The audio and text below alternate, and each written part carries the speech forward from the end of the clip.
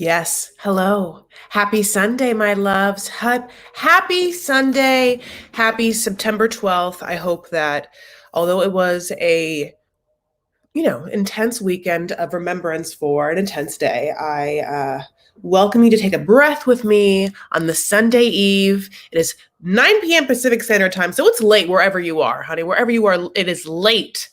But here we are having watched, hopefully, 90 Day Fiancé. Sorry, I'm stuttering. 90 Day Fiancé. This is the other way. Tow. Honey, just tow the car, honey, right to India. If it's Jenny's car, because, she's never coming back. And it's, season 3, episode 4. Right? I think so. It's not the third one, is it? If it is a third one, I'm so sorry. I can't remember which one it is. It's either the third or the fourth. God bless. And I'm so happy to see my lovely friends in the room. I'm okay. Well, people haven't seen it or whatever. God bless. People are gonna just stay and just listen to this. Honey, this episode. Now, off the bat, I'm going to be honest. Since we're tiptoeing and now we have like at least one whole foot in the season, this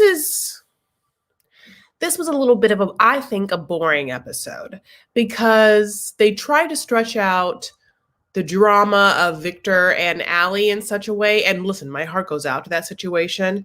But, because we're not just babbling, daffodils, whatever. We know that, he's not dead because it'd be crazy if he was, and we wouldn't probably be watching this. It'd be nuts, so...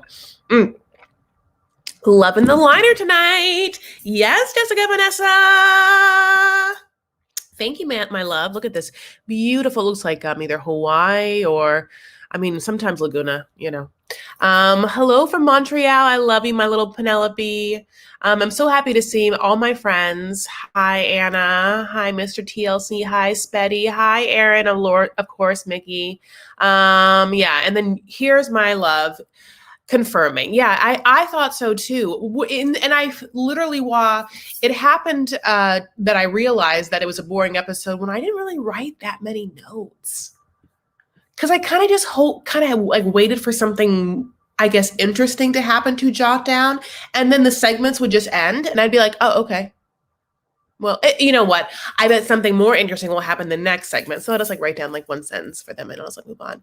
And then cut to, it's the episode ends. The episode ended early. And if you watch on Discovery Plus, like I do now, because I can't stand a commercial and I got them free for 6 months of Verizon because they tricked me into being look, son, sign up for 6 months, we'll pay for it. And I'm just going to not cancel it. Right. And then now I'm just 6 months, probably already was 6 months from now because the pandemic, you blink and time goes by, how long have we been dealing with COVID? How many variations are we in? What I'm saying? But anyway, moving on. Hi. Oh my God, my little Sherry and more. Gold Peach. Okay. I'm a babbling daffodil. You know what I'm saying? I almost said babbling brook. So as we get into this episode, I love a little reminder, truly thumbs it up. I appreciate everyone for jumping in this room, my loves, with your opinions on this boring ass episode. But you know what? It's Sunday night and we're spending it together. Maybe your ex. Should I invite my ex? Do you want to invite your ex? And we'll hang out, all of us and our exes? You think about it. Do you have any wine in your room? Because, maybe you'd want to pour yourself some if that is what's happening. Oh, okay. So, let's just start with Jenny and Sumit. I think so. But I do have, the little thing is I forgot to do. A little mad about it is I didn't get to pre-upload all my shots. But so what I do have, so instead of being able to take all the pictures I want to do, I did screenshot some great tweets and pictures. So I'll just put them up because I think it's good to know. So Jenny goes to, Jenny, obviously went to the lawyer, my love, because, she has to get her visa approved, extended in such a way, and, the COVID and everything. And so it's difficult for her. And, Sumit could just easily remedy the whole situation by marrying her. And they've been together for so long, but he obviously won't and will try anything, do anything not to marry this woman that he loves so much. So props to this person for tweeting this and also giving us this image and narrative part, which is just, let me get my little link. Beautiful. He really will do anything to not marry Jenny. So, honey, they just wake up in their bed, honey, and they're just like, well, the lawyer said that we can get a missionary visa. And a missionary visa specifically works if you become part of the Hare Krishna movie. We know those peeps. So, honey, that's where we are. So wake up in the morning, honey, with some coffee and Hare Krishna. Here it is. We're going to chant. This is your new life, honey. And like, literally, as Christina said, Colombian Chris, yeah, he will. Anything works besides the marriage. Besides him going against his mommy. Daddy too, but really, I think it's mommy. Do you think it's mommy or daddy more? Do you think it's like, what? I feel like, who is Sumit more afraid of? I think people would be like his daddy, but I think it's mommy. So I'm going to have to add some more things. So Jenny, honey, decides to go, my loves, to a Hare Krishna temple, and it's gorgeous on the inside. I mean, what a beautiful space. It's like a beautiful meditative space. And she meets with this gentleman first, and he's like, okay, so this is like the lay of the land, like, so happy to see you, like, you look great, and we're so happy to have anyone here from any country, specifically, wherever you're from, white lady, UK. And then she talks, he's like, oh, America, cool, America. Here are some real devotees, honey. And she's like, some devotees? And they're like, yeah, some devotees are over there. Okay. Just sit on this mat and you're going to pray with them. Now, as like a Catholic person, I know a rosary, and like, it's just so interesting because you really can have the pretty much same religious tradition or ritual played out in so many different religions. And that proves time and time again. So as we learned, there is a special Hare Krishna bead set that's like 108 beads, honey, which is like a special number. And they have to go through this chant on each bead. So the chant I almost have for you is memorized. And I'm like, I didn't rewatch the episode, but it's basically Hare Krishna, Hare Ram, Hare, Krishna. It's like, it's like literally those like 5 words over and over again. Okay. And she says like 108 times. And I wonder, but I feel like every time she said it, she messed up once. She'd say a ram when it was supposed to be Krishna. But I will say at the end of this, she like talks to these nice ladies, and this one gorgeous, I mean, what a model Hare Krishna woman, devotee, is like, oh, I've been doing this since like the 1995. I've been studying this for like 20 years. And you're like, you're what? Would you start when you were like 4? Would you like wander into the temple, honey? You were like, Hare Krishna was like your first word. And they were like, oh, look at this child prodigy, honey. She's the second coming. I mean, look at this beautiful baby being able to talk, because like she is young looking. I mean, to the point where I was like, and when she spoke to Jenny, because they like talked, they were like, oh, Jenny, like, what's your life like? And Jenny's like, oh, my husband won't marry me. And they're like, okay, cool. They're like so graceful, right? So the ease of these two women, and this one I'm specific of, and I forgot her name. I love it's beautiful, but like, what I'm talking about. She sold me. I mean, I was like, oh, maybe that's it. I know a rosary. I know my way around a bead. That sounds gross. But I can hold a bead, say a bunch of words. I can say the Hail Mary in Spanish. Madre de Dios, nuevo por los todos pecadores. Oh, wait, I forgot it. Oh, it's been so long. I ora y lo ora. Anyway, so, and that's just like off the top of my head. I really should have looked at that before I like said I could have, because it's been a minute. But, certain things stick with you, like, the rap at the end of Waterfalls. And it's like, that will be ingrained in me, and I can't have like any other way. So So then, honey, at the end of this, she goes back and talks to like the first guy, right? And she's like, cool, cool, cool. Like, guess what? I love this place. He's like, you love it? That's great. Your first time here? Your first time here and you love it, right? She's like, yeah, no, I totally love it. Like, so what are the rules? He's like, no, here's the rules. Real simple. Just that chant thing. Like, we want you to be a good person, but literally, just chant. Just that chant. All our God, Hare Krishna, wants you to do is just say his name. Say my name, say my name. When no one is around you, say Hare Krishna, I love you. You know, like that's what he wants. That's all he wants. And Jenny's like, what? Oh, you know, it's so funny because just straight up, like, I have worked my entire life to get to India, and just this, I'm in love with this Indian man who just literally makes it so hard for me to like keep saying no, keep saying like how he won't marry me or whatever, and you have made it so easy. That's great. So, okay, just next question, and you know, so this visa thing I hear about, you know, is what that I just like call myself like a devotee, you know, devotee, and of your like real fun religion and just like what I just get to stay in India. So this man is like, oh no, no, no, no, no, no, no. No, you like, no, you have to be like a missionary. You know, you have to be a missionary. Which means you are like actually in this religion.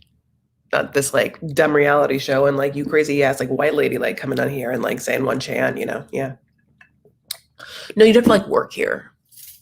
Probably just like live in one of like the downstairs rooms. For like 10 years. So no, go get that man to marry you. You know, like all these people are just like, well, that man's gonna marry you. You know, she's just like, no, you'd think that he would marry me. But I've been around and let me just tell you, he will not. He won't do it. And as much as Jenny is telling these people that the marriage thing isn't an option, you want to be like, are you listening though? I mean, so having said that, it was a hilarious moment, and this girl really said it, which is just, yeah, that like Jenny was like, yeah, you know that religion you've dedicated your whole life to, I'd like to use it as sticker to your government. Like Jenny like had no qualms telling this incredibly pious religious man that she, day one, having visited a temple for the first time, sat down, said 108 Hare Krishnas, Hare Rams. I said Rams, which is like side note, is like if anyone here likes sports. No one here does, right? Like football, like the Rams are playing or whatever. So like, and maybe is it Rams? I mean, like it's like, you know, whatever. So having said that, that like she would just be like, yeah, and it's like your, you know, your religion kind of sees it to like stay here because this man won't marry me. This young man, this young Indian man, this beautiful, gentle, holy soul, like doesn't get why Jenny's man won't marry her. And we're like, Jenny, why won't he marry you though? You know? I love you guys so much. Thank you so much for being in this room with me and like playing around with me. And also, please like this video because, you know, like I need some engagement. I need a little, like, listen, Jenny needs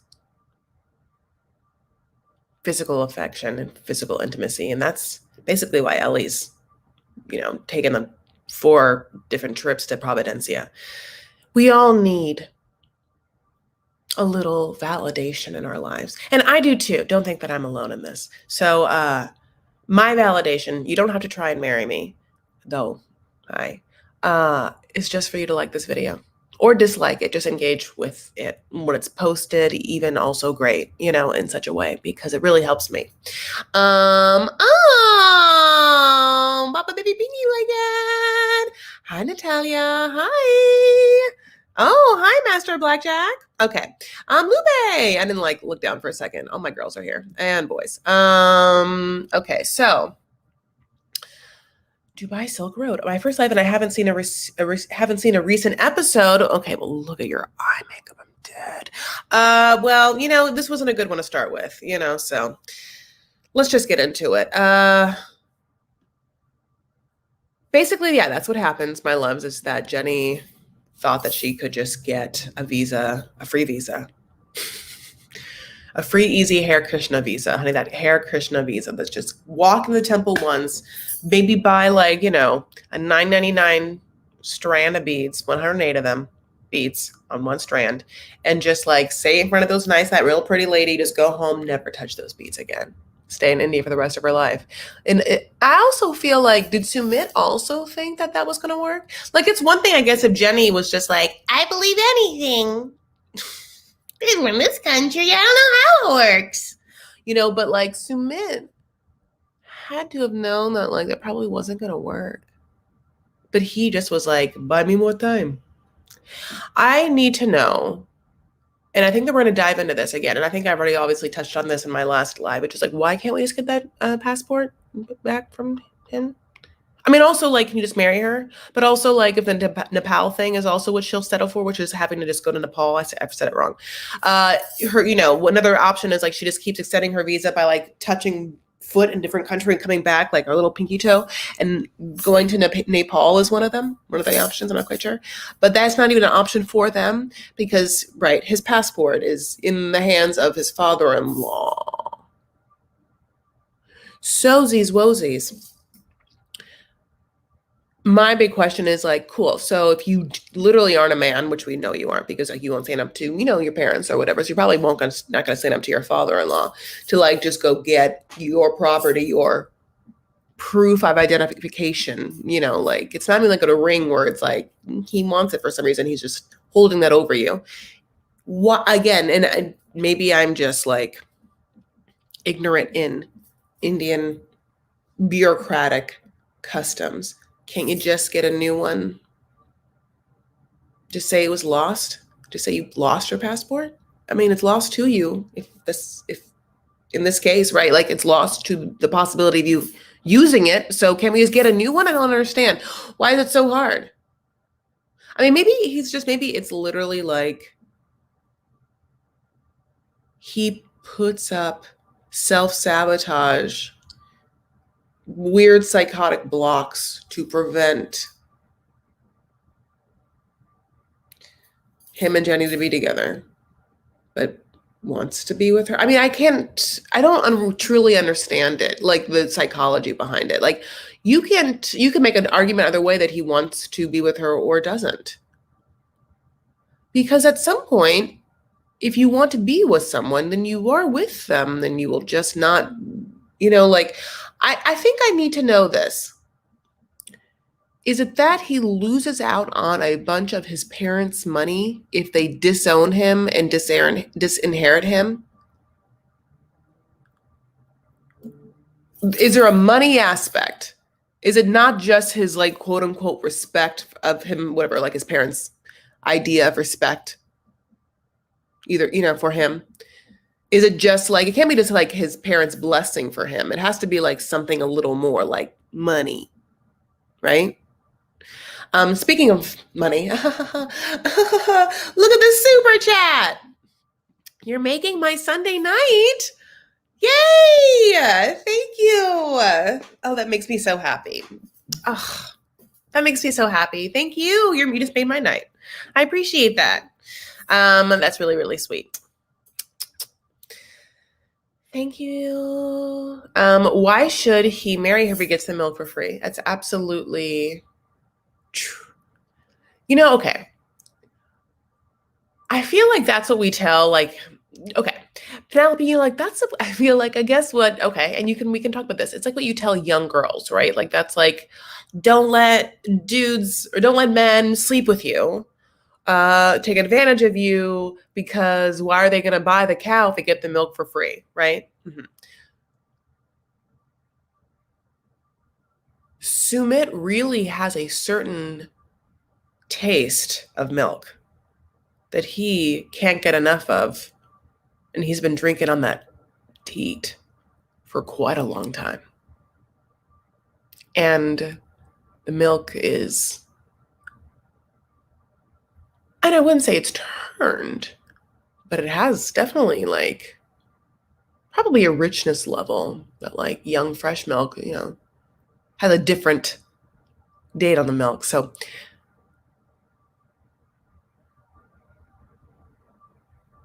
And he's also branded himself as being in a relationship with this woman. So it isn't like he is drinking the milk on the sly at night, honey.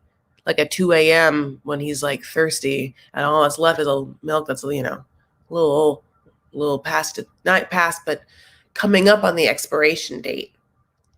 That's horrible to say. So you're saying, Penelope, that all he's getting out of this is sex? Just regular, consistent sex, and that's it. So it's too, like, that's what this is. Can't get enough. There's no other options. Not like his wife. Not like his wife? You know?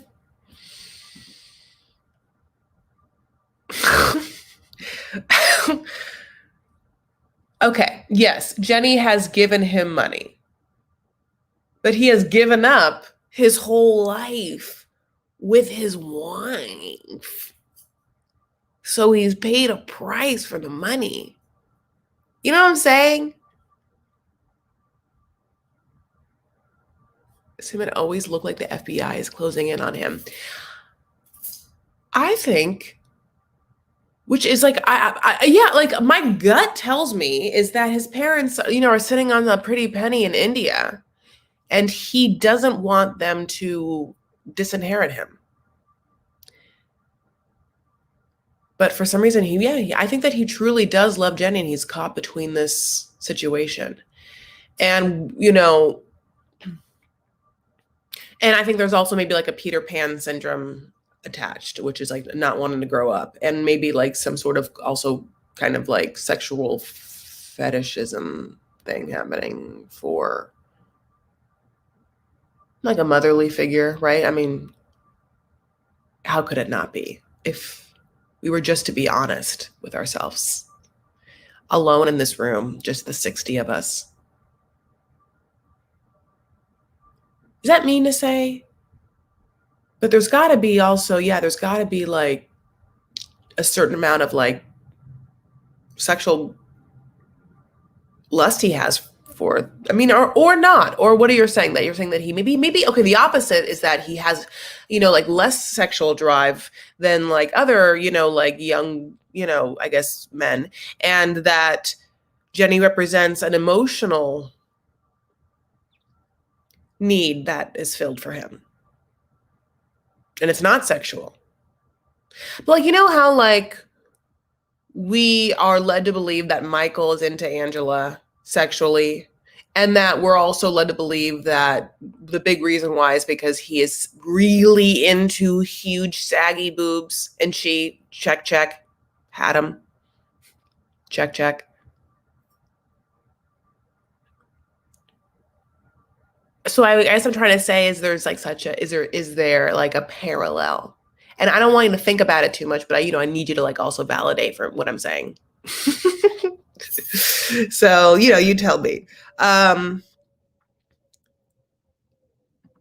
She's older than this mom. Please spare me the image. There's got to be like, yes. And but also very different looking than his mom. So it isn't like he's recreating his mom.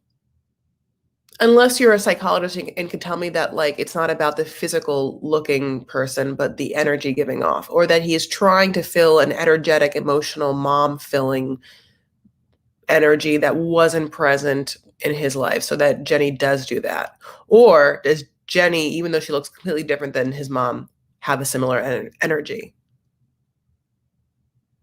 Or is he, I could go into this, or is he experiencing some sort of like late term rebellion against his parents? And just like the young virginal girl who is like, fuck my parents, I'm gonna like totally, I don't know why I gave her this voice, I'm gonna like go with the bad boy, the bad boy like lives on the wrong side of the tracks. Almost said street, I don't know, tracks. And he like drives like a motorcycle, he like smokes cigarettes, he's like bad. So I'm going to like be into him to like tell off my parents. Is this that for Sumit? He's like, what would make mom and dad real upset? A banshee ass, crazy ass, white old woman from America that can't give me any kids, that's not even that rich.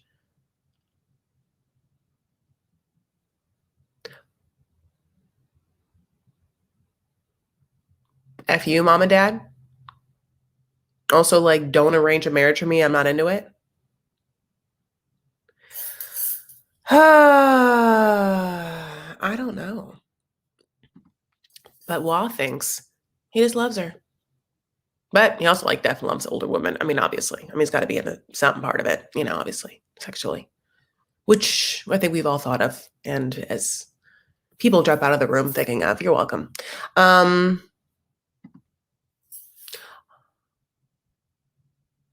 I know this sentiment.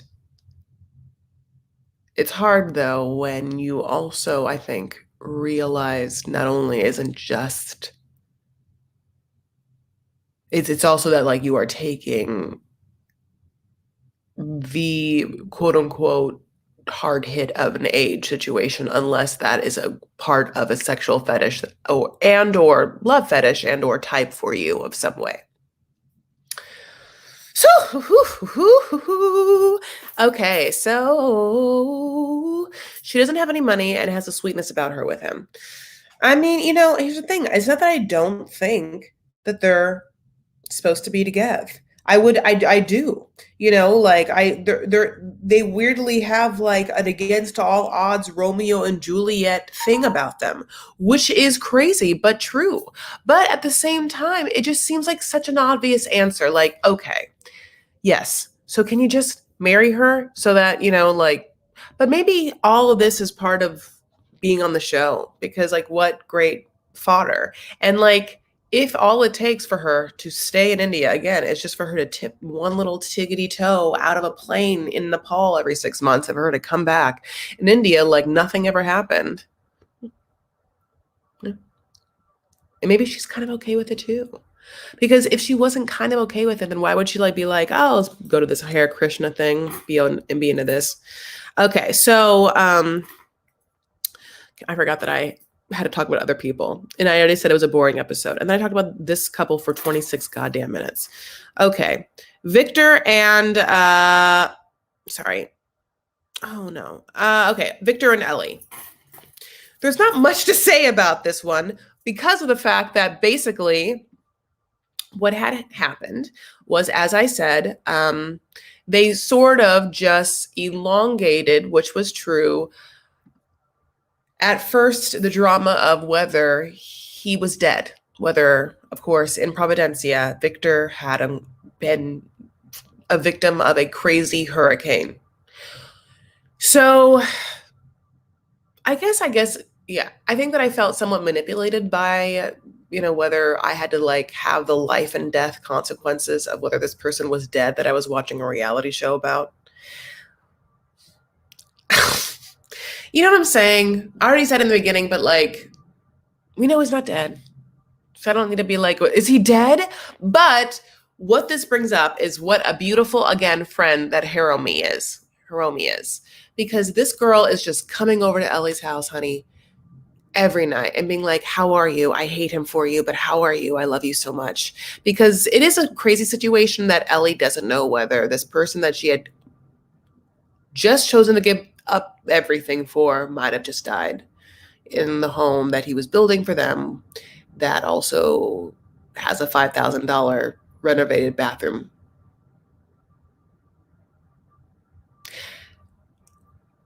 Now, here are some horrible jokes. Should she have sent some money for a roof? Horrible. That's really bad. I'm happy he's not dead. But that's why I had to make a joke about it. Because, of course he's not dead. Also, I know that probably people weren't as lucky as him. And for them, I'm sorry. And I will never joke about that. But at the same time, come on. I don't need just, I guess, the life and death drama on 90 Day Fiancé. It just, yeah, it feels emotionally manipulative. But I love that Hiromi and I love their friendship and they have a beautiful friendship and you just feel the pain through Hiromi's eyes, and again, she loves, crazy eyeshadow, eyeliner, makeup so that you really can see the pain. She draws them like a frame for them, she loves her friend. She hates the decision that her friend is making. but she supports her friend, and she is going to do everything to bring comfort to her friend, including go to her friend's house, be like, it's crazy that you haven't heard from him, including bring her friend to the airport. Because yeah, Ellie's just, so Ellie gets like a message, not from Victor, but from, I think Victor's sister basically being like, I heard from Victor and he like didn't die. Okay, so Ellie's like, okay, I'm going to come.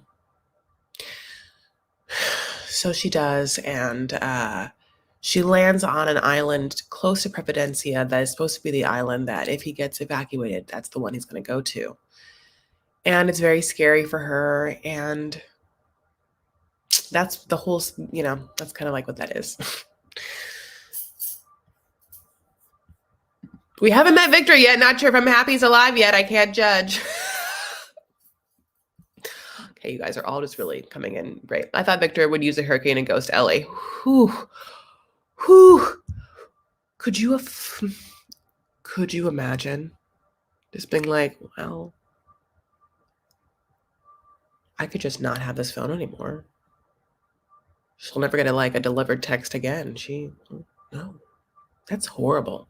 But he would have to change all his like Instagram accounts, or he would just block her. But no, he would have to change them because, I mean, what if she ever tried to like log in as someone else? Who here has a secret Instagram account?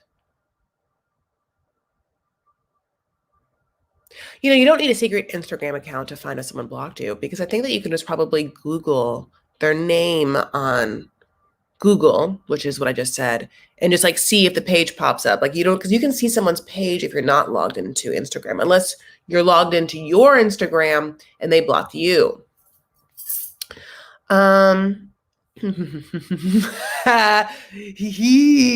Look at all of these people with a secret Instagram. I'm gonna make one. Yeah. I do have some. Now, here's the thing. What's annoyed about Instagram is that Instagram only like allows you to be like logged into however many Instagram accounts at one time. And I already like overlogged myself in because I've made like Instagram accounts for like various shows and, whatever things over the years. And so now I have like too many and I can't like log into all of them at one time, and be able to click in. And so, yeah. So anyways. At one point I made Instagram accounts for like the kids' names I thought I would have and the like puppies' names I thought I would have, just to make sure that I didn't, I still had them. I got them. And that's where I am in my life. So if you want to follow Kid B Farah, you can. And don't think about taking Kid B Farah because I already got it. Yeah. Okay. Oh. Larissa blocked me. What's happening with her, honey? Okay, so moving on. Is she back in Colombia? Is she still with that guy? Binyam and Ari. So this was like, I think, the big other storyline of the episode, which is the second part of Leandro's trip. So as we know, Ariel has gotten her ex-husband / best friend to come stay with her and Binyam, and has made it a little sort of, how would I describe it? She's like made it, and obviously incredibly awkward. And then, but it's like she's made it like a little versus between Binyam and Leandro, and also has given all of these awkward, aggressive moments to both men about her. For instance, she's flirted with Leandro in front of Binyam and also made it like seem like they didn't have a proper ending and that there's still feelings there. She's made it seem like Leandro holding her baby with Binyam could have had that baby with her and wanted him to have a moment to think about it in front of her husband holding their baby. And I talked about that in the first live, and I mean, because I would have taken my baby and ran. Like I do that to my baby in front of me. That's my baby. And by the way, that's not even your baby anymore. That's not my baby. That's how I feel. So, but I'm very possessive. I said this before. I felt like it was super rude of her to do what she's doing, which is be super obvious in her trying to make Binyam jealous, but also Leandro see that she's not happy and give her an out of leaving the country and getting back together with him. This whole time we're like, who are you playing and what's your end game? Like, what do you want to have happen more? Do you want, are you making your lover jealous? Are you trying to get back with your ex? Like, it's truly awkward. And I had said that she had hinted that during this pandemic, she was left alone a lot while he had to work, and that made her really, really upset. And so it felt like one of the reasons why this was happening. And we had known that there had been this situation with Binyam's dance partner, who, God bless, gives us, everything to work with at the end of this episode. So the episode of their section starts, Binyam takes Leandro to the wrestling gym. It's like a boxing wrestling, like martial arts. You can tell I know a lot about this, honey. This is the sports. Are you watching the Rams? Honey, Hare Krishna, Ram. So, he's like, Binyam is like so, physical. What a physical man. And so it's like, at first Leandro was like punching and like, but then I guess like this is like that. So that divulges into like wrestling. And why I'm like talking about it is because like I thought those were two different full mediums, different martial arts of the arts. But is that something that just happens? You just take off your gloves and you're just something like, well, fuck this. Well, I don't know. Truly, I don't know. Mr. TL Snow, like, I don't know. I need you to tell me.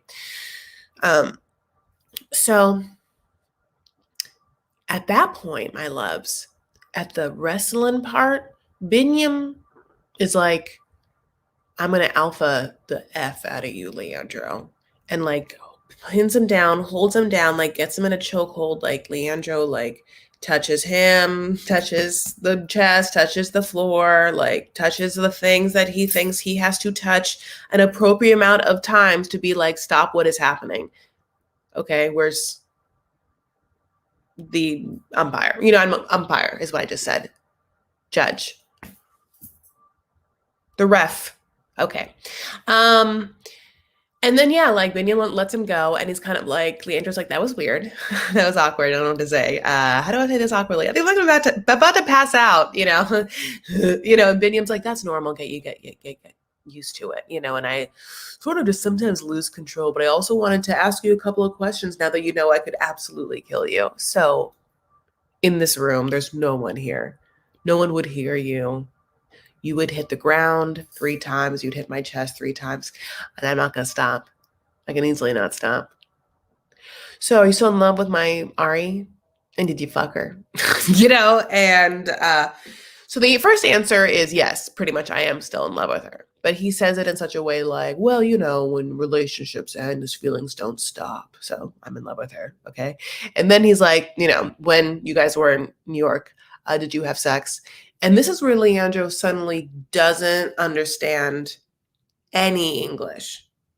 Because Binyam, who like, well, has English is pretty good, but like it's, both men, English is a second language, but like they've been talking this entire time in English. And we heard the word sex. Sex is a hard word to like miss. The X part hits you. S is the first part of that word, right? And we're like, yes, sit down, or siéntate. Mm-hmm. I'm just like, why am I saying so much Spanish tonight? But when the X happens, just like ex-husband, when the ex-husband, it's, it's just a hard-hitting sound. It hits you. We all know what Binyam said. There were, so Leandro heard it, and then he just was like, I'm sorry, what? No. Okay, so he decides to then answer that question by being like, don't worry about it. And in the like confessional, Binyam's like, yeah, he told me he didn't have sex with her. And I was like, no, he didn't. He said, don't worry about it. That's not what I mean, don't worry about it is someone telling you how to feel. It was a completely different answer. Did you have sex with someone? Don't worry about it. Oh, okay. Would you ever take the answer, don't worry about it, to mean no in a situation where you ask someone a question? Now, here's the thing. Did you get the eggs? Don't worry about it. Well, did you get the eggs? Don't worry about it. I mean, I'm only worrying if you don't answer the question. I thought about it, asked you the question, did you get the eggs? And would expect you to be like, yes or no. But then you say, don't worry about it. And I start to think, why do you think I should worry? No, huh.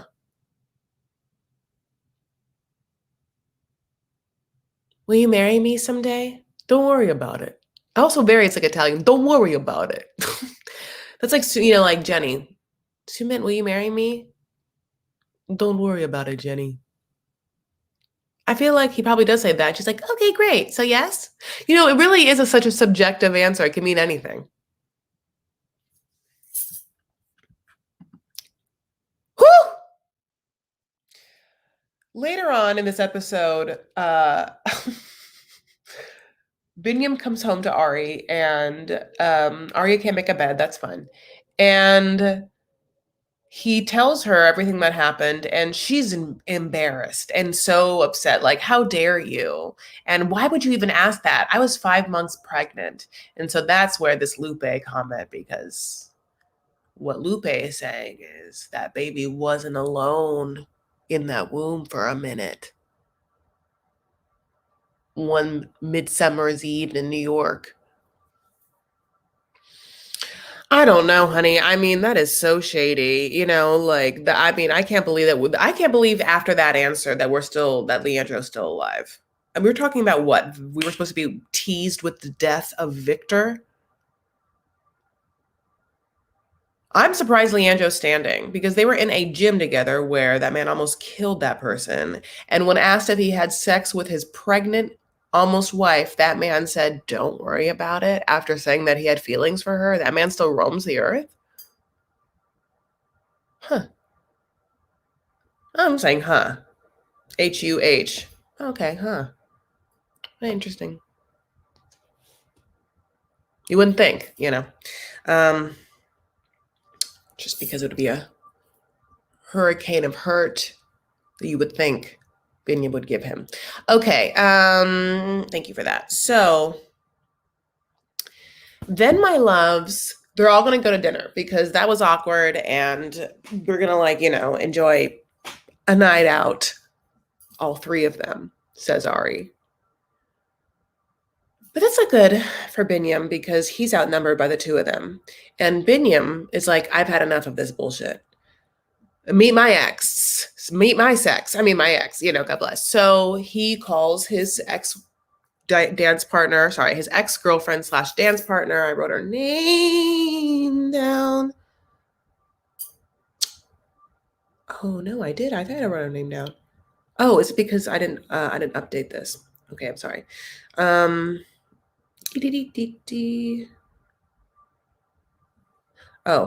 I'm so sorry. Yeah, it's San. That's okay. Tsion. Sorry, Lupe, you got it. You actually didn't write it down. So, but he calls her, and I forgot how they say her name. It's like, yeah, it's Sion or something like that. I'm so sorry. It's really pretty. And on the way to dinner, and Ariel is like, is that a good idea? And we're like, yeah, it's a good idea. It's mostly a good idea because you did the exact same thing and he's teaching you a lesson, and she knows it. The weird thing is she knows it, and she's like, well, he was jealous because of what I did. And it's like, well, you know what? You did something. And he wanted to also be like, okay, I have an ex too. And my ex looks like this. Enter Sion or whatever. And she's gorgeous. And she sits down and Leandra's like, you know. And she's like, you're cute. And Leandra's like, but they get to asking her some questions. Basically, like, what happened between you and Binyam? And she's like, he cheated on me with an American. Basically, we were together for years and years.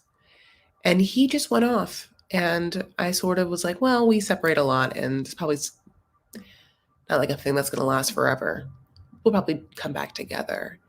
And the next thing I saw, honey, he was with a new woman. And they became husband and wife. And Ariel is like,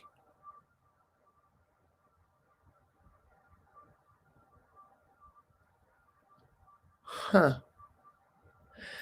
Which is, of course, exactly what she did to Leandro. And she, having realized only during this trip that she had done that to him, which is that she was with someone for a very long time, she broke up with that person, immediately got with someone else, and it was awkward for that person, her lover, and how disrespectful that was. And how she was disrespectful to her ex-husband. I love that she figured that out as she is choosing in the moment to be disrespectful to her current lover. But now she's sitting at a dinner with her current lover, his ex-lover, her ex-lover, hearing from her current lover's ex-lover that her current lover did the exact same thing. And I was looking at these two together and I was like, oh, are they just like in a weird cosmic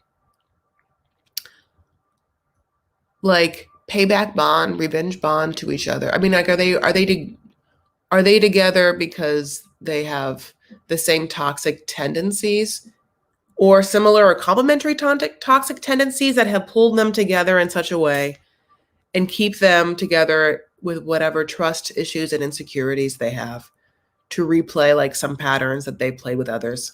And is that what everyone is that? Is that what everything is?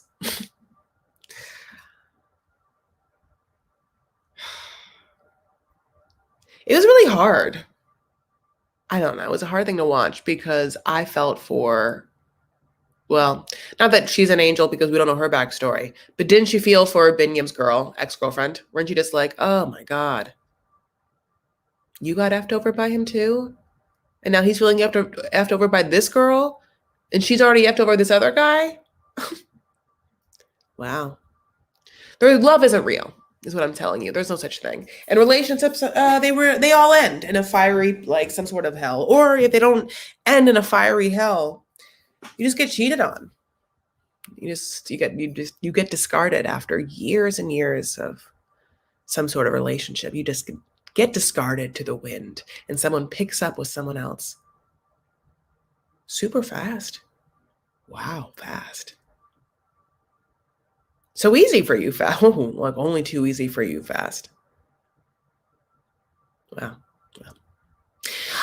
Okay, let's move on to Stephen with a V. And Allie. I didn't write her name down.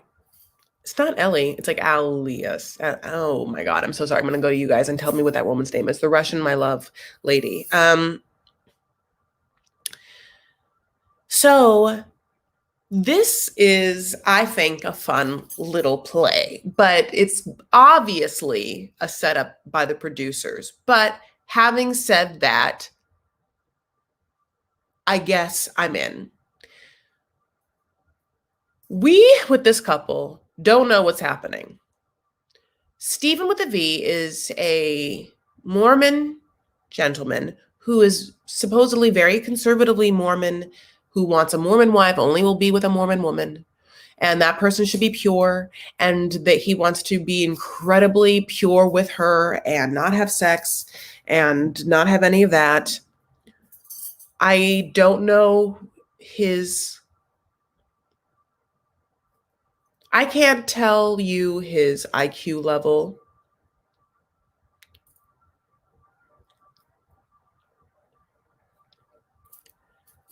Where he is at developmentally. Or if he has just a foreign feeling to him, to me, that he's a little alienish to me. I can't read him. Layered on top of that, my loves, we're supposed to like know that he has a deep, dark sexual secret where he is just either, I mean, boned a bunch of biddies, boned one lady. I can't tell you, honey, is if he's bi and his secrets are that, or poly or whatever. I, he has like, he said that he hasn't been able to maintain strict Mormon sexual ramifications, and he hasn't been pure or clean in that way. The way that he is like insisting that this girl be, that I can't remember her name. I'm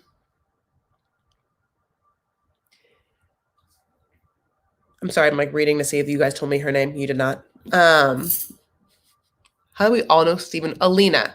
Thank you. Thank you, Wa. And so I like cannot comment on him yet because I don't know if I'm commenting on someone that isn't able to have all facilities, and if I'm going to feel bad commenting on someone who maybe has a couple of disabilities. So I can't tell you the answer. I don't know. I just don't know if this is an eccentric person. But like there are so many weird parts of him, so many interesting talkable parts, and he's on a reality show, so it's like hard not to comment on every part of what this person is giving me because I don't know what it is. I don't know any of it, but we'll get to him. Alina was told by him, after everything else I've said, the Stephen with a V told Alina that at one point he wanted to also date other women. And I don't even get what this meant. Like, if that he was going to be able to date other women and that she wasn't. Was he just going to be with other women sexually? Was she going to be able to be with other men? I cannot tell you, but she was really upset by this, right? Okay. And which makes no sense also because I don't understand like why he's so sexually conservative, but also was wanting to date other people. I mean, none of this makes sense, and it's very hard. So she was upset by that, and she's told all her friends, right? And all those friends are like, that sucks, right? Because no one likes that, and no one hears that, and no one gets why you would do that. And unless you also were a free wheelin' sister. And then of course, those friends, the Alina friends, like, no, Alina's not that kind of girl. And Alina, I don't understand why he would expect you to be like pure, but also be like, can we date other people? Unless his version of dating other people is literally like, I'm gonna hang out with another woman with boobs. I mean, like, so Alina's friend was like, all right, you should totally try and trick him. Like, you should just 90s sitcom. There weren't dating profiles in the 90s, but like it's the kind of thing you do in like a 90s sitcom, which is like set up a fake profile and try and like trick him into like seeing if he's going to cheat on you, right? That is what those other two friends talked about. But then Alina like didn't want to use those friends. So Alina got Masha in on this. Alina then, honey, gets Masha and is like, Mosh, I need you to do me a fave. And the fave is we're going to delete each other off our Facebooks. You're going to message my boyfriend and see if he falls for the bait, that Masha bait, honey, that sweet, sweet Mosh. If he gets that mosh pit, wants to dive into that mosh pit, you know what I'm saying? He. And Masha's like, I'm in. Masha's like, I've never done anything like this. Sure you haven't. But I can figure it out, whatever. So they delete each other as friends on Facebook. And then Masha's like, okay, I'll just add him on Facebook and then just be like, yeah, hi, with hard eyes. And if he like, oh, and then I'll be like, also like, where I really want to go to the place that's in your main picture. Tell me about it. I just love, I guess I love the idea that you would just message someone. What a great opening line. Just to message someone and be like, tell me how the Niagara Falls is. That you wouldn't just go to TripAdvisor. Read a review. Tell me about your favorite hotels around the Grand Tetons. But having said that, Fine. Is that what you're setting up for me, TLC producers? Like this, is this what it is? Then fine. Okay, that's what I get. Okay. So then we get the next segment of Stephen with a V getting on the plane, honey, to go to Turkey. Because the whole plan is that he has to go to Turkey and they're going to get married in Turkey and then like live there for a month and then go back and live in Russia. But the thing in Turkey, as we remember, is that he at first told Alina that he and her would live together and like whatever Airbnb, but you know, the whole pure thing that he now cares about, even though we don't know what his life has been before that, truly requires so that she gets to live by herself in a foreign country, all by herself in this Airbnb, and he's going to live in a hostel, which is how I would react to this plan. Ha ha ha, hostily, tee or how I would also be if I had to stay at a hostel because I am incredibly bougie. So this is, I guess, in this month period also where Alina's going to try and trick him. So now we get Stephen getting on the plane, and Stephen, honey, is taking that phone and he is filming himself getting on this plane, and all Stephen's doing is wisping that hair back and back. Stephen is giving obviously such big Sean Penn vibes, which I think many people have said, oh, yeah. Oh, no, that's not it. I said Penn State. But I know that other people said that he is just like, yeah, like Fast Times at Ridgemont High with that hair. I mean, it is like flapping in the breeze. It is like Farrah Fawcett. It is like curled back, and he loves it. To watch Stephen pose and primp in this selfie video entering the plane. Well, I guess it was like looking in a mirror. Because that's what I do, Stephen. Just play with my blonde hair.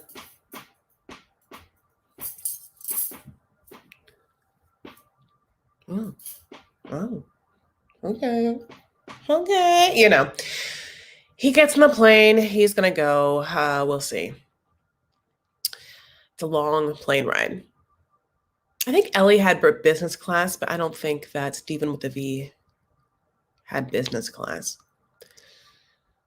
I mean, okay, because he's staying in a hostel. So, I mean, okay.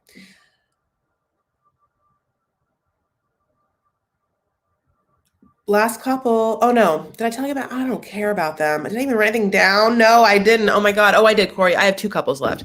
Okay, I'll talk about Kenneth and Armando. I mean, both truly don't have a lot, but Kenneth and Armando, I have truly not anything.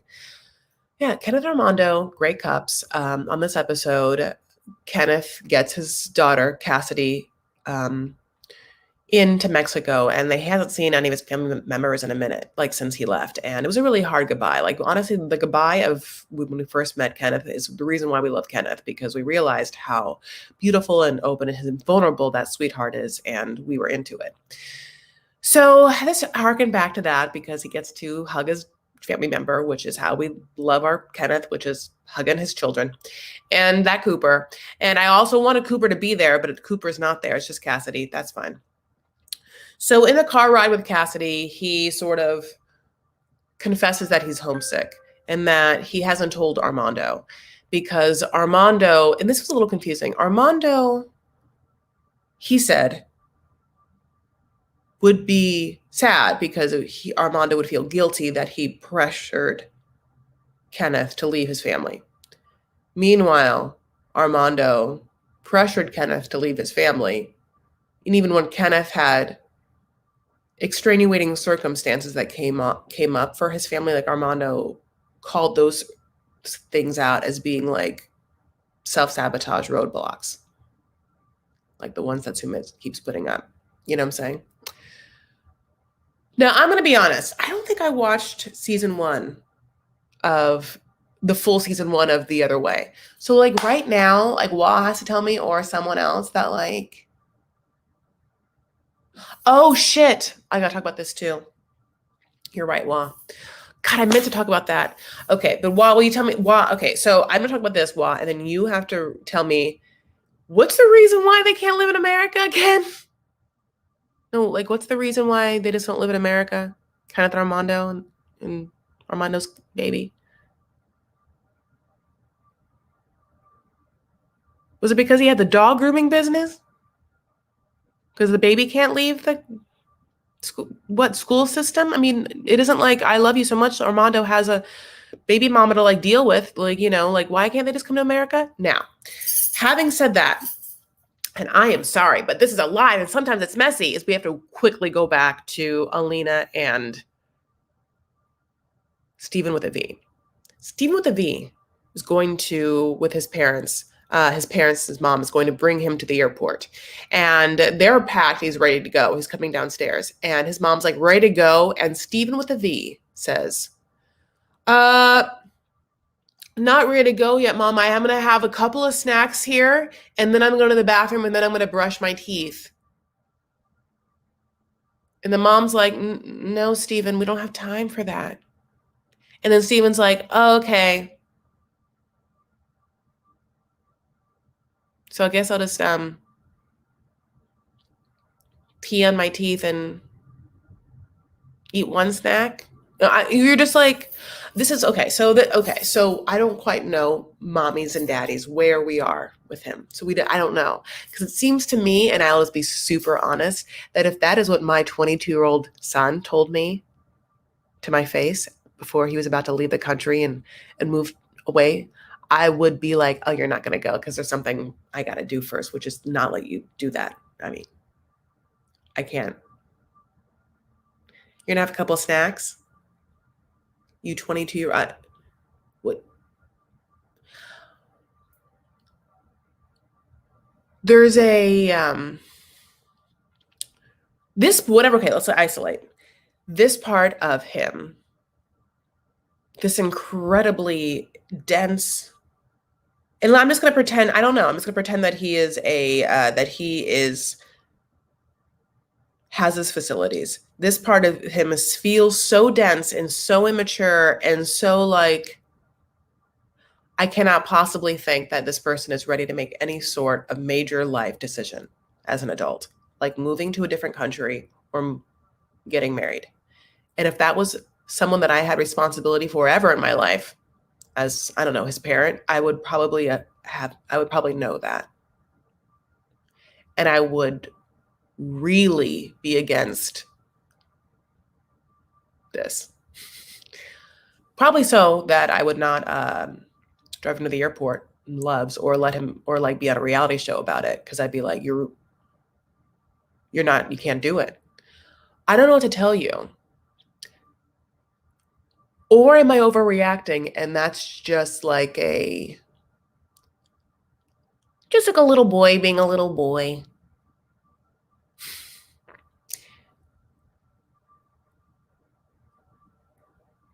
I think that I've been somewhat traumatized from people that I've dated in my past, where that like type of behavior makes me feel like, oh my God, this is a toddler. This is a toddler. This is like a nap time toddler, like pamper wearing toddler with like snacks, my love, and a binky. How is this like a 22-year-old person walking the earth? Is this person driving a car?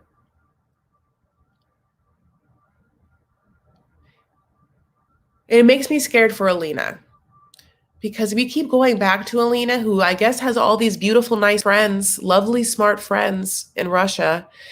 And she seems a little more with it. And I want to be like, girl, no. Girl, run. Girl, please. Girl, don't waste. Don't do. I mean, snacks, Alina, snacks. He needed to have 2 snacks. What kind of snacks? Were they fruit snack pouches? That's what I consider them to be. I thought he was going to go get like 1 Scooby snack pouch and what a Dunkaroos. No. Okay. Oh my God, Baba Baby Blinky Blanket. Fruit snacks and cracker sticks with cheese dip. Oh yeah, the handy snacks. And you said sticks, which I even love, because you weren't even like, not even the flat crackers. You wanted the little round dips into the handy snack. I love those. Oh, that processed cheese. Oh my God. Can you imagine? It was just Cheese Whiz. It was Cheese Whiz. It was so yummy. I thought about the other day is that like how gross it was that like my favorite thing was the Lunchable tacos, ground beef tacos, where the taco meat came in like a squeezy thing. You'd squeeze it into your tortillas, were like these flatbreads, and it was always ice cold or pretty cold. And I loved it. I mean, if you were a child of the 90s, you ate so many things that we would not put in our mouths now. Like, what vaccine? You know what I'm saying? Where you're just like, Squeeze-Its. I loved Squeeze-Its. Just so much Red 40 or whatever. You know, I do love I love Cheez-Its, but I also remember Cheese Nips. They must have just been like, you can't call something a nip. But they had Cheese Nips, which were basically Cheez-Its, but slightly different in flavor. And not as good as Cheez-Its. So definitely Cheez-Its won.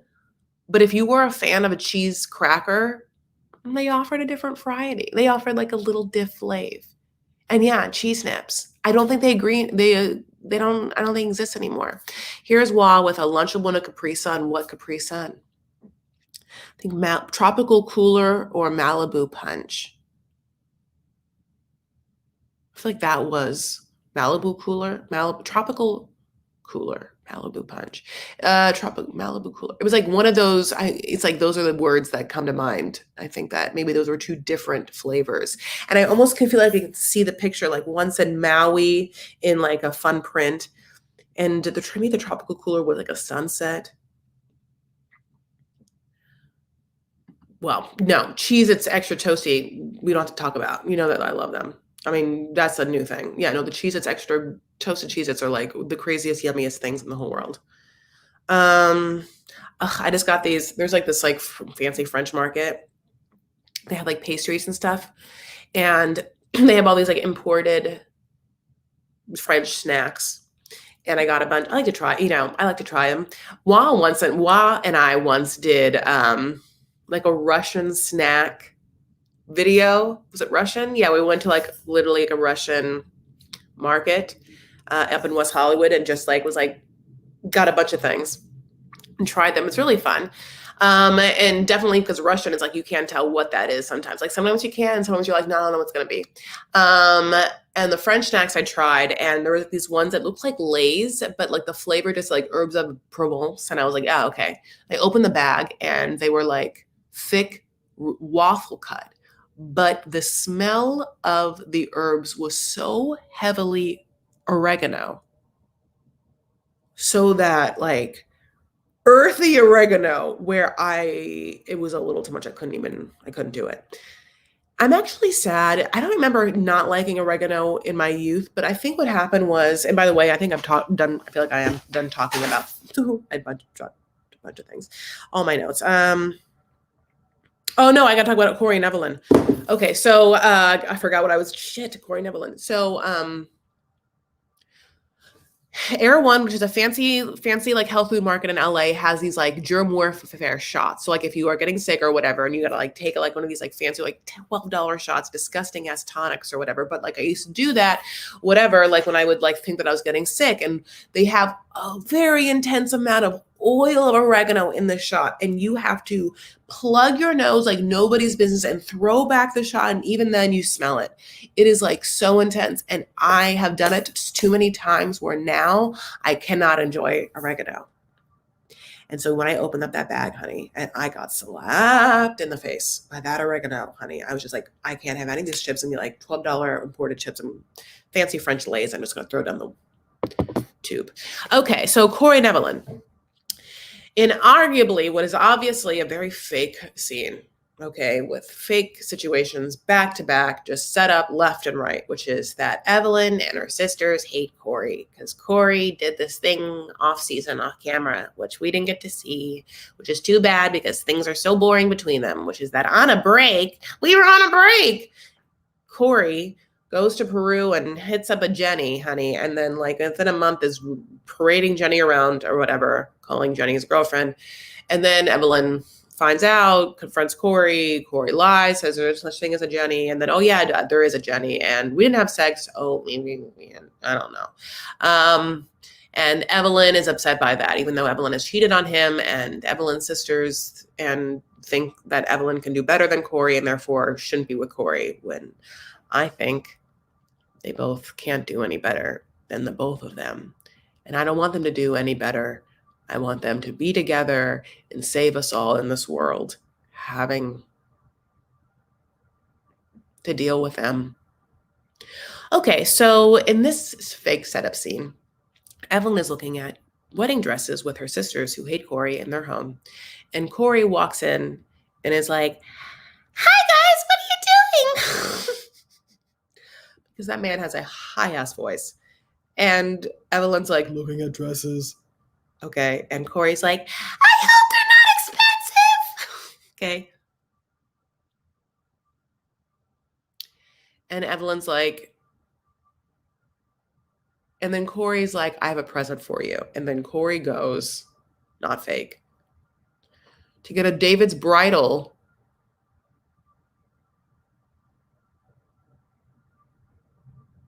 No, I didn't pause. That was all for comedic effect, just so you know. I'm still here. A David's bridal garment bag.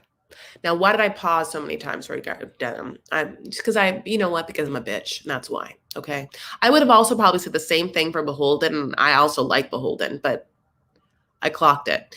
David's bridal gown thing where he's like, "I have a present for you." And we're like, what is your present? That he knows what kind of gowns that she likes and bought her, what, a wedding dress? And we were supposed to believe that that was something that he thought would be a great idea for this like hard ass, opinionated ass woman that hates you all the time, hates your face, that you thought that this woman who literally hates you was going to be okay with you picking out a wedding dress. So anyway, so then he shows them the wedding dress. Okay. And the wedding dress is, well, it's a sister's prom dress, and it gets called out as being a prom dress early on, but it's fake, so whatever, by the sisters that hate him. And then he tells a story how, yeah, it's like his sister's prom dress, but so. And, you know, Evelyn's like, "It's incredibly embarrassing that how cheap he is in front of my sisters." And that is embarrassing.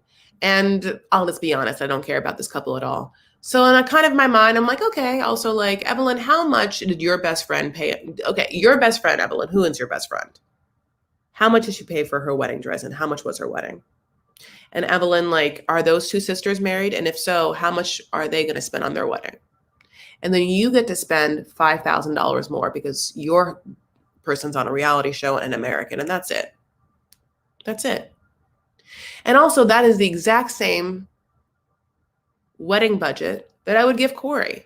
All right, Corey, go to Evelyn's best friend. Or if she has one of those sisters that are married. I'm guessing not. How much was that person's wedding? And then you add $5,000 because you're American and you're on a reality show. And that's your budget. But you're definitely not going to reuse your sister's wedding, sorry, your sister's prom dress. Even if like you try to put it in a David's bridal garment bag to make it seem like a wedding dress, we see you. What you should have done is brought it in the dry cleaning bag that at least you got it dry clean before. I mean, to have like Evelyn's sister be like, "Susio, it's Susio," which is like disgusting. I mean, yeah,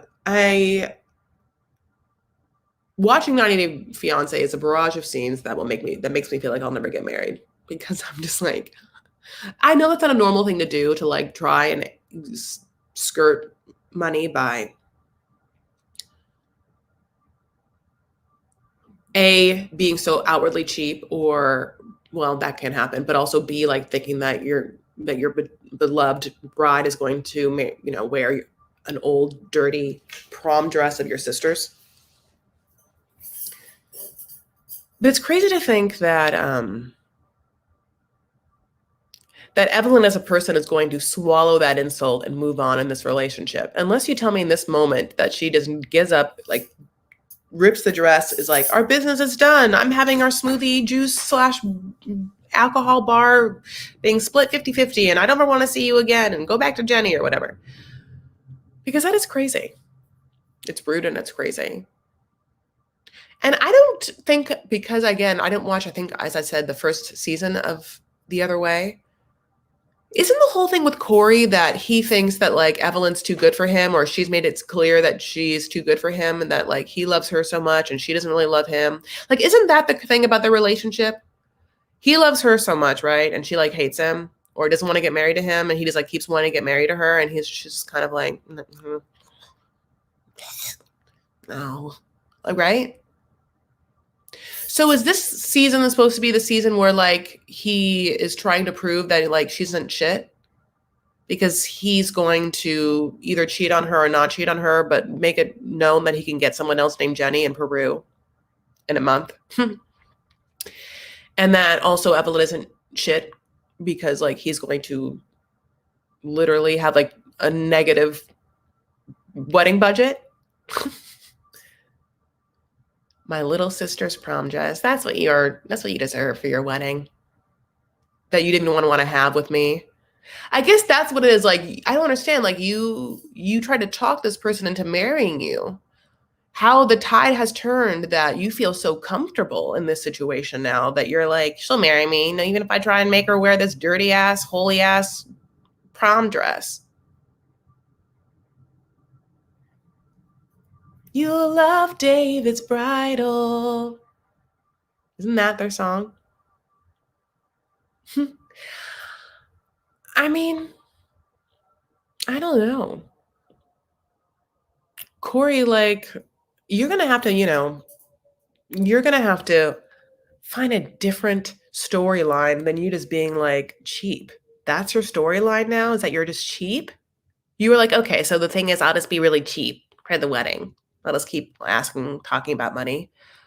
Ugh, it is disgusting. It's grotesque. I hate, wow. I'll say it. I hate cheap men. I hate cheap people. I actually hate cheap people. It's not just cheap men, but I don't like cheap men, but I hate cheap people. Now, I'm not saying I don't want you to be smart with your money. I think that if you followed me long enough, I want you to be very smart with your money. And please, if you haven't yet, look into investing so that you're making sure that you are turning your money into money that will stay with you in the long run by beating taxation and inflation. And one good way to do that is to turn your money, your ordinary income into capital gains so that it gets taxed favorably for you by diversifying your income into different vehicles, investment vehicles. Look into it. This is not financial advice because I am not a professional yet. And this is just things to get your mind moving and also to make sure that you understand that I care about money. But the act of talking about your money in such a way that indicates a cheapness is very hard for me to swallow. Because I don't know why. You could just be cheap in your choices and I wouldn't have to hear about it. I would just see it and act accordingly. But just to broadcast it, almost proud of it. It's hard. It's hard. It is just so truly unattractive. It's, I guess but I think there's a lot of unattractive behaviors that we could talk about, but it's added to the list in such a way that I feel like maybe it gets glossed over. But it denotes a lack of pride and respect for yourself. That you don't deserve nice things and moments of celebration that are truly milestone moments in your life, as well as you haven't ascertained a level of confidence about your finances yet to be so drastically cheap, right? Trying to make your wife, who you don't think he's been married before, nor she has, so your first marriage, in a wedding where you have like her whole family in her country with her, so her whole family's going to be there. You're not going to, your family's not going to be there. You don't give a shit about they don't care about you, your high voiced, weird ass, whatever, Corey. So you're going to disrespect yourself as a man and your wife enough to have her get married in a dirty, holy Not holy like pious, but like holy because there's holes in it. Prom dress? Like, there's not a part of your, like, integrity as a person that doesn't do something to you? Yeah, see, the cheap thing, it sounds like I'm just being, like, cheap, but, like, it speaks to integrity in such a way. Because it's not about being frugal or being smart about money, it's being horribly disrespectful to you and your soon-to-be wife. Ugh, I love it when people do this. Yes, thumbs it up. Yes, thank you. I appreciate it. Yes, thank you so much. Please, dog trainer. I love you and I appreciate you always. But be like her, honey, and like this video. I need some love in my life. I don't want to be cheap with you, and I don't want you to be cheap with me in your algorithm tickling. Tickle, tickle, tickle. Give me a little thumbs up. Just like a sometimes you have to exit out of the chat to do so. I know that's annoying. And I hate to have to ask you to like this video. I don't want you to do it. It feels cheap for me to do, but like at the same time, honey, this isn't my wedding. This is just a live I do every Sunday to talk about 90 Day Fiancé. How embarrassing though for Corey. I think about this, like, yeah, these people are just making up storylines and live with the rest of their life. They have like no shame. That is one thing that 90 Day Fiancé taught me, is that people will go on 90 Day Fiancé and not have any shame. And I'm looking at all of Libby's family. By the way, side note is, I guess there's a 90 day, and I have to look this up, and you can tell me if you have seen this, people have talked about this. There's a 90 day behind the scenes where Libby's family's up there talking to Charlie's wife, Megan, about Megan's OnlyFans and like calling her out on it. And this is the craziest part. Okay, well, I don't know the craziest part. I haven't seen the whole clip yet. I mean, I'm sorry, I haven't seen whatever. Yeah, I haven't seen the clip or the show. I only saw like a moment on Instagram. But in the Instagram clip, they were like talking to Megan and being like, Megan selling foot pics on OnlyFans. And Megan would be like, so what if I'm selling foot pics on OnlyFans? Like, and I want to be like, foot pics? She's absolutely selling 100% more than just foot pics. Why are you going after Megan's toesies woesies? Like, Megan and your whore alcohol brother literally have hardcore porn on OnlyFans. Her feet, who cares about her, whatever, cares about her pedicure, honey? Like, I have seen, your brother's tea maybe make a new baby. Maybe make a new baby. Maybe, like, I've watched the beginning of Look Who's Talking. That could be your brother's version of that. Are you insane? Why are we talking about her feet? So now I have to, and I'm so mad. As you can tell, I'm livid. I have to go on Discovery and watch whatever this 90 Day Bears All clip to figure out what's happening. And that's exactly what they want.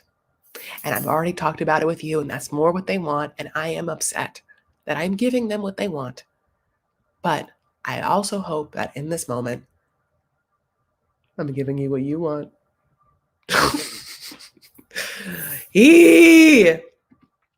They totally act like they don't have. Yeah. Wow. Okay. Bears all. Yes. The sisters go after Megan's OnlyFans account and are like, you show your feet on OnlyFans. And I'm like, Becky and Buki, you both have OnlyFans accounts. Where I look at all your Becky and Buki bushes. And your sickle feet, I have seen them. I have talked about them.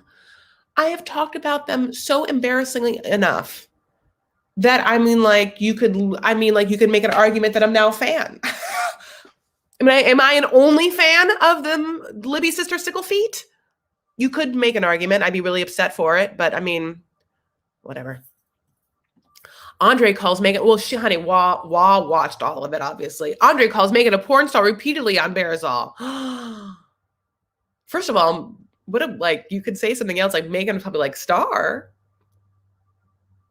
Jenna Jameson's a porn star. Well, she was. God, I just aged myself. Oh, what's that Lebanese lady's porn star? What's that late? There's that Lebanese girl porn star. She's such a huge Mia Khalifa. I mean, Mia Khalifa is like a porn star. Mia Khalifa? Yeah, that's her name, right? Bookie Boosh. I know, I hated it too. So you all watched it? Did you all, JW, I like making sure you all have to, like, wait, okay, yeah, you all watched it. So is it an hour-long special? I don't understand. They have the nerve to come after the feet pics. They hate Megan. They hate her.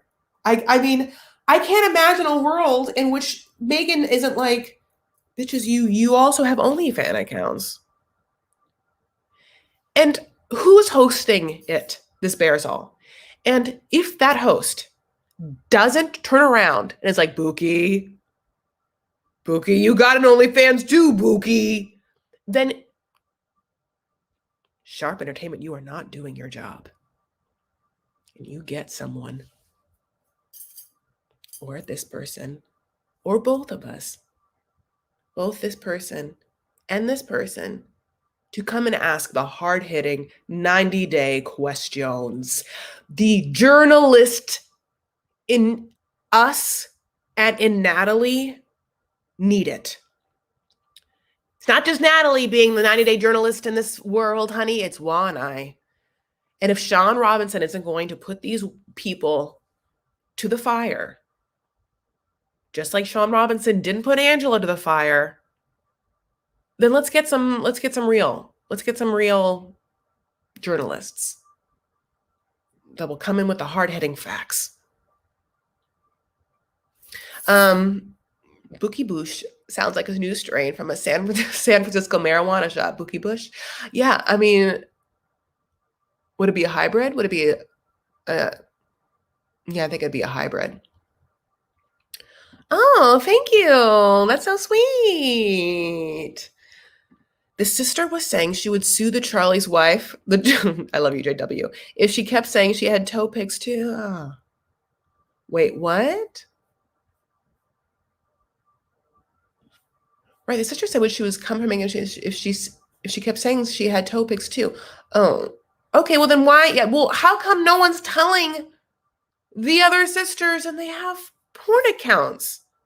I can't even. Okay, it's like, am I going to be upset watching this Bears All? I almost feel like I am going to be. A, because I want to be hosting it, and I feel like I've made that fucking perfectly clear. But also B, because it's like, are these just a bunch of hypocrites like pointing fingers? Well, at the same time, when you point a finger, it's like 3 pointing back at you. People say 3, but people say 4. But it's like, no, if you're pointing a finger, they say 4 is pointing back at you. But like, because your thumb, how do you point a finger? If you're pointing a finger, your thumb is kind of pointing at them too. There. See, my point is, like, I cannot point at you with my thumb also pointing back at me with my fingers pointing at me. So it's really 3 fingers pointing back at you. Aren't you glad I did that? This is the journalism that I am putting my name out there for. No one's going to do it. No one's going to do the hard work, the deep dive, the real truth that you guys need and want, that you're asking for, but it's me. 3 pointing back? Okay. Well, you have to watch it, Chris? Okay, well, okay. All right. Definitely a hybrid? Okay. I love you. All right. Well, having talked for almost an hour and a half, I am still excited about the season, and I got to see that Victor. Honey, got to see that Victor. Well, I'm happy that Victor's okay. And I did like that Hiromi had that thing where she was just like, look, I feel bad because I said all the things about Victor, and what if he died? It feels like dumb that I was talking about like whatever girl that he was shacked up with. And Ellie had to be like, no, you're my friend. I get why you did. You're a good friend. I feel like their relationship is one of the best female relationships we've seen on the show, besides Juliana and Michael's ex-wife, who was also a beautiful friendship we saw. I can't remember her name, but that's no surprise. I can barely remember anyone's name or how to spell it, say it, Scion, or whatever. Okay. Charlie's wife said she learned from Becky and Jen they had feet. So it's only feet pics? They only talk about feet pics? So they're only saying feet pics when we all know that it's way effing more than feet pics. All of them are saying only feet pics. I mean, I don't know what to tell you. Sometimes, yes, their feet are in the picture with the rest of themselves.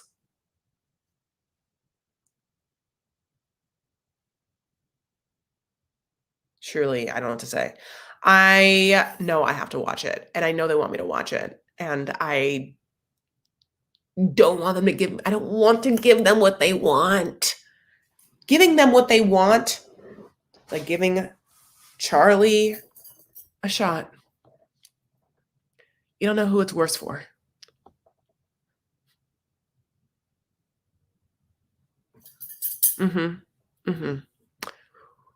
Okay. Well, my loves, I'm going to go. But it's been such a beautiful pleasure spending Sunday Eve with you as we really turn our backs on summer and our hearts into fall. Brittany's engaged, so world moves on. My throat is so dry. I'm just like Jenny. And I just gave you my 108th Hare Krishna, Krishna, Krishna, Hare Ram, Ram. My mouth's so dry, They're like, yes, all our mouths are dry. But my skin looks like this. I don't know what that Hare Krishna chant is, honey. But that woman, honey, I mean, I told you she sold me on it. I mean, she is gorgeous. And if that is spiritual enlightenment or just, I don't know, good SBF, honey, because she spends her life chanting since 1994 in that temple, she doesn't see the sun, then fine. That's what it is. Ram. Hare. Hare Krishna. There's many different ways to say it. There's probably only one way to say it, but I'm assuming that you gotta really be in that country to be the person to say it. So, all right, my loves. If you want to follow me on Instagram and Twitter, I am at Chris L. Farah. The L is for Lebanese. I love you so much, and I'm really appreciative that you have spent this eve an hour and a half talking to me about the show. It's already a 2-hour show, so it's an hour and a half on Discovery Plus. So tonight's episode was an hour and 20, so I've already talked longer than the actual episode. That's a crazy thing to do, but whatever. I appreciate you guys. Thank you for being here. Thank you for subscribing if you haven't yet. Thank you for liking this video, tickling my algorithm, just putting a good chokehold on the like button, where the like button's like tapping, like being like, please. And you're just like, no, like. Sometimes you get carried away when you're just like having fun, but it should know its place. And is it still in love with your soon-to-be ex or soon-to-be wife? All right. Well, you know what I'm saying from this metaphor. Please please subscribe. If you haven't yet, you can go on Instagram and Twitter, follow me. I have a private Facebook group. It's called Vanity Farah. I always post before I go live. So you have like a little heads up. And if you haven't yet, join that because it's always fun. All of that, but truly feel this when I say, I want you to have a really great week. Do what you have to do tonight. Take a deep breath. Light a candle, change your sheets, take a shower, sleep well, have a good week. Choose to be happy. Make a list tonight if you need to do, so you have a nice brain dump so you can sleep well. Choose to be happy this week. Do things that make you happy. See the people that make you happy. Don't spend energy on things that drain you. Don't do it this week. Just give yourself a week off. If you're that kind of person, just say no to like declining phone calls. Give yourself an out time. You don't pick up the phone after a certain time, whatever it is. Choose you. We're getting into a new season. It's a new time. It can be really, there's like a lot of things happening. Virgo season, if you're in that, we're talking about how the prayer beads from Hare Krishna is like rosaries in Catholicism. In this time, in this world, there are new moons happening. In the Jewish tradition, it's a beautiful time of rebirth and stripping away forgiveness and such. I'm so sorry. I'm not Jewish, but I know it's holy days. So what I'm saying is there is this energy, so you can tap into whatever one you want to or whatever feels right to you. But,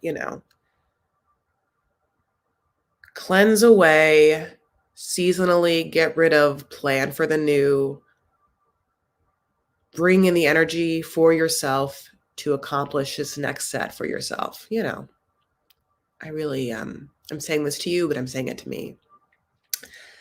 And as I end all of my videos, take care of yourselves and one another, and you stand up for what you believe and you make art. All right, my loves, truly, that's it. I love you and I appreciate you and you're the best and I love you and okay. And we'll go back to bed. I'm just kidding. Bye.